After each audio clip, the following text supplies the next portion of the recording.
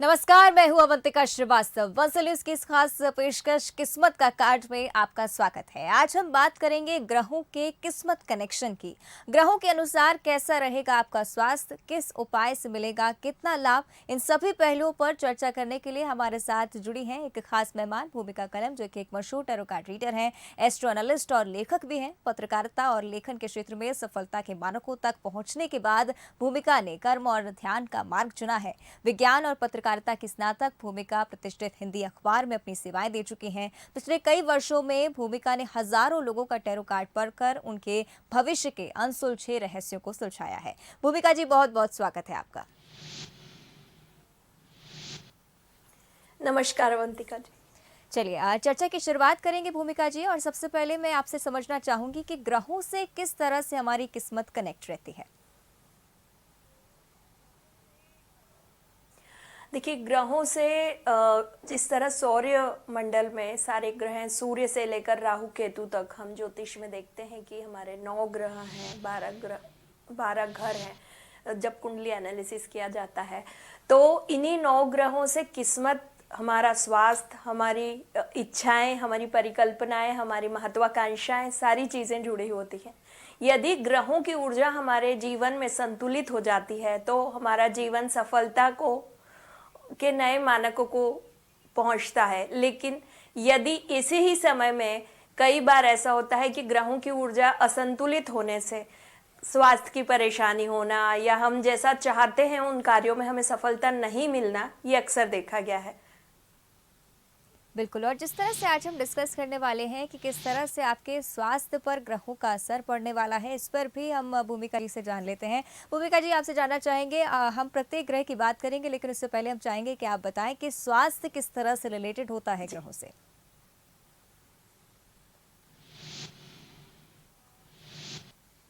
स्वास्थ्य जो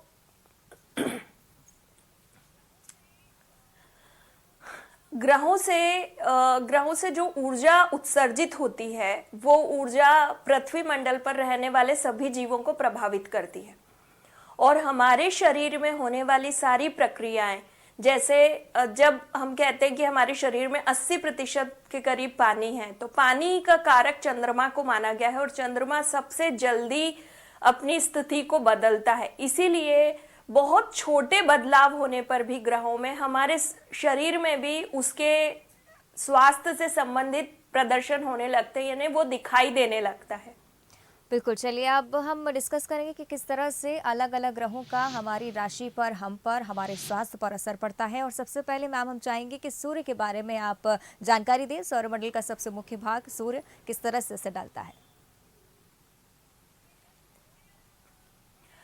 देखिए, जब सूर्य किसी भी व्यक्ति की ऊर्जाओं को बैलेंस कर रहा है, यदि संतुलित सूर्य है तो व्यक्ति बहुत स्वस्थ होगा, उसका व्यक्तित्व लीडरशिप क्वालिटी सहित होगा। लेकिन यदि ऊर्जा संतुलित नहीं है तो ऐसे व्यक्ति को हड्डी से संबंधित बीमारियां, हृदय रोग होना, ये दिखाई देता है जब सूर्य की ऊर्जा कमजोर पड़ने लगती है। तो ऐसे उसमें जब उपाय बताए जाते हैं, उसमें कहा जाता है कि आपको सुबह जल्दी उठना है, नियमित दिनचर्या रखनी है, सूर्य के प्रकाश में आपको कुछ देर बैठना है। जैसे साइंटिफिकली भी विटामिन डी की कमी से हड्डियों से संबंधित बीमारियों के बारे में बताया जाता है। इसी तरह से सूर्य की ऊर्जा असंतुलित होने पर हमें कुछ देर सूर्य में बैठने से, सूर्य के प्रकाश में बैठने से या उगता हुआ सूर्य देखने से हमारी जो बोन्स होती हैं उसको मजबूती मिलती है। और उसी तरह से जब खान पान या आहार की बात की जाती है तो उसमें दलिया का सेवन सबसे उत्तम बताया गया है, जिससे कि आपके सूर्य से संबंधित जो भी कर्म हम करेंगे या जो भी ऊर्जा की हमें आवश्यकता है वो हमारे शरीर में पूर्ति होगी। बिल्कुल, यानी कि ज्योतिष मूल्यों के साथ साथ आपने साइंटिफिक रीजन भी हमारे सामने रख दिया है। और अब हम चंद्र पर चर्चा करेंगे। चंद्र किस तरह से प्रभाव डालता है स्वास्थ्य पर।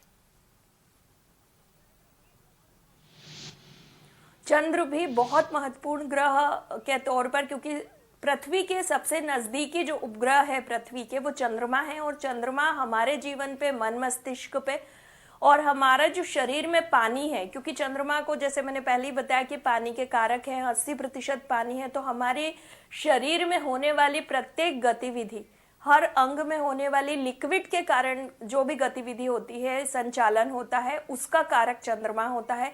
यदि चंद्रमा की ऊर्जा हमारे शरीर में असंतुलित होती है तो सबसे पहले कफ की प्रॉब्लम व्यक्ति को होती है, छाती से संबंधित परेशानियां होंगी, उनको एलर्जी बहुत जल्दी होगी, या जैसे ही मौसम बदलता है उस समय पर कोई ना कोई शारीरिक समस्या का सामना व्यक्ति को करना पड़ता है। बिल्कुल। और जिस तरह से मैम ने बताया कि हम समस्या चंद्रमा इसमें के जब कफ की उपाय जाती की है। हम जी बात जी जी हाँ जी, मैं उपाय की बात करी थी। यदि चंद्रमा की ऊर्जा को हम संतुलित करना चाहते हैं तो सबसे पहले हमें अपनी बॉडी को हमेशा हाइड्रेट रखना चाहिए। दूसरी बात बताई जाती है कि चंद्रमा जब हो तो हमें उस समय भी अपनी बॉडी को थोड़ा सा गर्माहट, क्योंकि जैसे ह्यूमन हम हमें जितनी गर्मी की आवश्यकता है उतनी गर्मी हमारे शरीर और हमारे आसपास वातावरण में होनी आवश्यक होती है। तीसरी सबसे महत्वपूर्ण बात यह होती है कि चंद्रमा भगवान शिव के मस्तक पे उन्होंने धारण किया है, तो यदि भगवान शिव की उपासना करते हैं, भगवान शिव को दूध चढ़ाते हैं, या हम दूध का दान जरूरतमंदों को करते हैं, तो चंद्रमा से संबंधित ऊर्जा संतुलित हो जाती है। बिल्कुल। और अब मैम हम चाहेंगे कि मंगल और बुध की स्थिति भी आप हमें समझाएं। मंगल जिस तरह से अगर नाम पर हम जाएं तो खुशी का सार्थक हो सकता है मंगल, साथ ही बुध की स्थिति भी समझाइए किस तरह से प्रभाव पड़ता है। मंगल अपने आप में एक अग्नि कारक तत्व है, यानी फायर एलिमेंट। हमारे शरीर की जो पाचन शक्ति है, पाचन ऊर्जा है, इससे संबंधित जितनी भी ऊर्जाएं होंगी अग्नि तत्व से, वो मंगल डिनोट करते हैं। और यदि डाइजेस्टिव सिस्टम में कोई प्रॉब्लम होती है, पाचन क्रियाओं में हम बहुत ज्यादा मसालेदार चीजें खाते हैं, तो मंगल की ऊर्जा असंतुलित हो जाती है। ऐसे में कहा जाता है कि आपको एसिडिटी हो रही है या कुछ इस तरह की प्रॉब्लम है तो आप थोड़ा सा कम तीखा खाना, कम तेल मिर्ची का खाना खाइए, ये डॉक्टर ही सलाह देते हैं।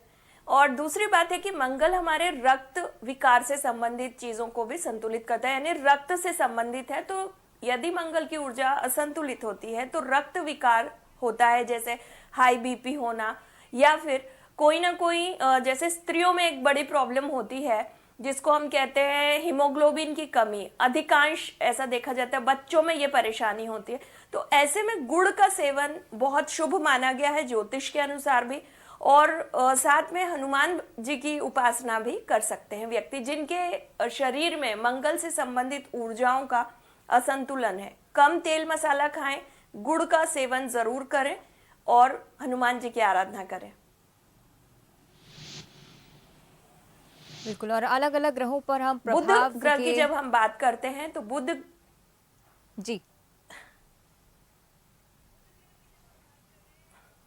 बुध ग्रह की जब हम बात कर रहे हैं तो बुध हमारी त्वचा से संबंधित रोगों के लिए डिनोटिंग प्लेनेट माने जाते हैं। और त्वचा और शरीर की शक्ति को भी आप कर सकते हैं इससे डिनोट, क्योंकि कई बार ऐसा होता है कि अननेसेसरी आप थकान फील करने लगते हैं बिना किसी काम किए भी। यदि ऐसा आपके साथ लगातार हो रहा है, त्वचा संबंधी रोग या एलर्जी हो रही है, इसका मतलब बुध की ऊर्जा आपकी बहुत अच्छी नहीं है।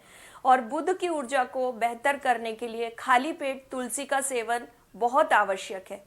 बुध की ऊर्जा को फिर से संतुलित और बेहतर करने के लिए सूर्य के प्रकाश में आपको उगता हुआ सूर्य देखना, सूर्य के प्रकाश में थोड़ी देर बैठना, ये भी बहुत आवश्यक है। हरी घास पे यदि आप नंगे पैर चलते हैं तो इस ऊर्जा को हम संतुलित कर सकते हैं। बिल्कुल। तो ये आपने समझाया किस तरह से बुध हमारे स्वास्थ्य पर, हम पर प्रभाव डालता है। अब बृहस्पति की भी स्थिति हम समझना चाहेंगे। जी, बृहस्पति हमारे शरीर में पित्त के कारक होते हैं और पित्त बनाने की जिम्मेदारी लीवर की होती है। तो लीवर और स्टमक, इनसे जुड़ी हुई कोई भी परेशानी, डाइजेस्टिव सिस्टम से रिलेटेड यदि इश्यूज हो रहे हैं, अपच की प्रॉब्लम है या कोई ऐसा इशू है जो कि आपको आपके लीवर को प्रभावित कर रहा है, जैसे जॉइंटिस, तो आपको गुरु से संबंधित ऊर्जाओं का संतुलन करना आवश्यक हो जाता है। ऐसे व्यक्तियों को हल्दी का सेवन करना चाहिए और हल्दी का दान भी करना चाहिए। बेसन से संबंधित चीजें का कम उपयोग करें और बेसन को दान करें, लेकिन हल्दी का जो सेवन है वो सिर्फ एक चुटकी के करीब एक गुनगुने पानी में नियमित रूप से पीने से बृहस्पति देव की ऊर्जा जो है वो हमारे शरीर में संतुलित होती है। साथ ही विष्णु सहस्त्र नाम का यदि हम स्त्रोत पढ़ते हैं या सुनते हैं, उससे भी ऊर्जा का संतुलन होता है, क्योंकि साउंड एनर्जी क्रिएट होती है उस तरह से। बिल्कुल, ये प्रभाव होता है बृहस्पति का हमारे शरीर पर। अब शुक्र की स्थिति भी आपसे जानना चाहेंगे, शुक्र किस तरह का प्रभाव डालता है, किस स्वास्थ्य बीमारी से संबंधित है? शुक्र ग्रह हमारे शरीर में शक्ति, यानी कि शुक्र को वीनस यानी कि शक्ति, स्त्री तत्व ग्रह माना गया है। और जो भी शरीर में शक्ति कारक चीजें, जैसे मांस हमारा जो है, यानी मांस पेशियों से संबंधित यदि कोई बीमारी है, या फिर मज्जा और हमारे शरीर की जो स्फूर्ति है इसमें कमी हो रही है, इसका मतलब है कि शुक्र की ऊर्जाओं को हमें संतुलित करना है। ऐसे में मीठी चीजों का दान हमें करना चाहिए। कई लोगों को शुगर की बीमारी होती है, वो भी शुक्र से संबंधित है, तो आपको मीठे का दान करने से, यानी आप मीठा स्वयं न खा के आप दूसरों को यदि खिलाते हैं, ईश्वर को उसका भोग लगाते हैं, तो भी आपको इस ऊर्जा का संतुलन आपके शरीर में मिलता है। और बिल्कुल, अब हम बात करना चाहेंगे शनि सबसे प्रभावी ग्रह के बारे में। और आमतौर पर कई बार कहा जाता है कि सारी मुसीबतें जितनी भी होती हैं वो शनि देवता कभी देते भी हैं और हर भी लेते हैं। किस तरह का प्रभाव इनका पड़ता है? देखिए, यदि शनि ग्रह की हम बात करते हैं तो शनि ग्रह आपकी यदि कुंडली में असंतुलित है, जीवन में, शरीर में बहुत सारे प्रभाव आपके डालेंगे। सबसे पहले तो यदि आलस से आप बहुत पीड़ित हैं तो समझ लीजिए कि शनि की ऊर्जा आपको संतुलित करने की आवश्यकता है। आप इतने आलसी हैं, मीन्स कई बार ऐसा होता है कि जो आवश्यक काम है वो भी हम आलस्य के कारण छोड़ देते हैं। तो ऐसे व्यक्तियों को तेल का दान तो करना ही चाहिए। अपनी जीवन, शनि बेसिकली डिसिप्लिन के प्लेनेट है, अनुशासन के। तो यदि आप अपने जीवन को सुबह से रात तक एक डिसिप्लिनरी वे में जी रहे हैं, जो स्वास्थ्य के लिए आवश्यक है, सुबह जल्दी जागना, रात को देर तक ना जागना, तो दोनों चीजों का जो संतुलन बनता है, हमें किस तरह का पोषक आहार लेना चाहिए, इससे हमारी बॉडी पुष्ट भी होती है और हमारे ग्रहों की ऊर्जाओं को भी संतुलन मिलता है। शनि इस चीज को बहुत स्ट्रांगली डिनोट करते हैं, क्योंकि यदि हम अपनी सिर्फ हम खा रहे हैं और हम कर्म नहीं कर रहे हैं तो आलस्य बहुत नेचुरली बढ़ेगा। इसी वजह से शनि की ऊर्जा को संतुलित रखना आवश्यक है, यानी हमको कर्म करना। यदि आप कुछ और नहीं कर रहे हैं तो कम से कम एक्सरसाइज या आप प्राणायाम, व्यायाम जरूर कीजिए। बिल्कुल, और इसके साथ ही अब अंत में राहु और केतु रह जाते हैं, इनके बारे में भी चाहूंगी कि आप विस्तार से बता दें। जी जी, राहु और केतु जैसे रहस्यमयी प्लेनेट है, इनसे जुड़ी हुई बीमारियां भी कुछ इसी तरह से हैं। राहु मन का कारक भी माना गया है, बुद्धि यानी कि जो हमारे मस्तिष्क में न्यूरॉन्स हैं उससे जुड़े हमारी न्यूरोनेटिक सिस्टम का पूरा कारक माना गया है ज्योतिष के अनुसार। तो यदि मानसिक परेशानियां हैं, व्यक्ति को बहुत जल्दी नेगेटिविटी आ जाती है, या फिर सोचने विचारने की शक्ति नष्ट हो रही है किसी कारण से, तो भी परेशानी राहु के कारण हो जाती है। और राहु की यदि ऊर्जाओं को संतुलित करना चाहते हैं तो सरस्वती मंत्र की चैंटिंग और चंदन के इत्र का प्रयोग नहाने में, या फिर चंदन के तिलक को मस्तक पर धारण करने से आपको बहुत जल्दी लाभ होगा। बिल्कुल, साथ ही अब ये भी आपसे जानना चाहूंगी कि जिस तरह से कोविड का दौर चल रहा है और हर और परेशानियां हैं, देश और दुनिया पर इन ग्रहों का क्या प्रभाव पड़ता है? क्या ऐसी कोई उम्मीद कि इन ग्रहों के प्रभाव से कोविड की समस्या भी जल्द ही जाएगी? देखिए, जब कोविड का पहला दौर शुरू हुआ था, सबसे पहले आज से 2 वर्ष पहले, जब पता चला, सारी जानकारियां निकली और किस तरह का कोई बीमारी, उस समय राहु ग्रह आद्रा नक्षत्र में थे, जो उन्हीं का नक्षत्र है, और गुरु उस समय वक्री थे। तो एक ऐसी बीमारी जो कि अनजान थे हम सभी लोग, जिससे बहुत ज्यादा फेमिलियर नहीं थे, उसकी मेडिसिन अवेलेबल नहीं थी, इस तरह की बीमारी और संक्रमण जो कि बहुत विस्तार से फैलता चला, बहुत तेजी से फैलता चला गया और बहुत विस्तार वाले, यानी पूरी दुनिया को उसको झेलना पड़ा। और इसी कारण ये चीजें जो हमें सब झेलनी पड़ी, इसके बाद अब जो स्थिति आई है, क्योंकि धीरे धीरे संतुलन की स्थिति आई और फिर से एक बार वो दौर आ रहा है उस तरह का। ऐसे में संतुलन बनाने के लिए जीवन प्रक्रियाओं को या जीवन की जो हमारी बहुत आवश्यक गतिविधियां हैं उनको हमें संतुलित रखना चाहिए। आने वाले समय में चीजें आपको डिसिप्लिन में रहने के लिए सिखा रही है और संतुलन सिखा रही है, और इस संतुलन को हमें प्रकृति के साथ, अपने स्वास्थ्य के साथ बना के रखना है। तब हम चीजों को कंट्रोल करने या बैलेंस करने की स्थिति में होंगे, बीमारियों को लेकर स्पेशली। और बिल्कुल इसी तरह से हम भी आशा करते हैं कि आगे जाकर इस स्थिति से, इस बीमारी से हम जल्द ही निजात पा सकेंगे। आपने कई सारी जानकारी आज हमारे साथ साझा की है, बहुत बहुत धन्यवाद भूमिका जी। धन्यवाद। और इसी के साथ हमारी इस खास पेशकश में फिलहाल इतना ही। स्वस्थ रहिए और बने रहिए बंसल न्यूज के साथ।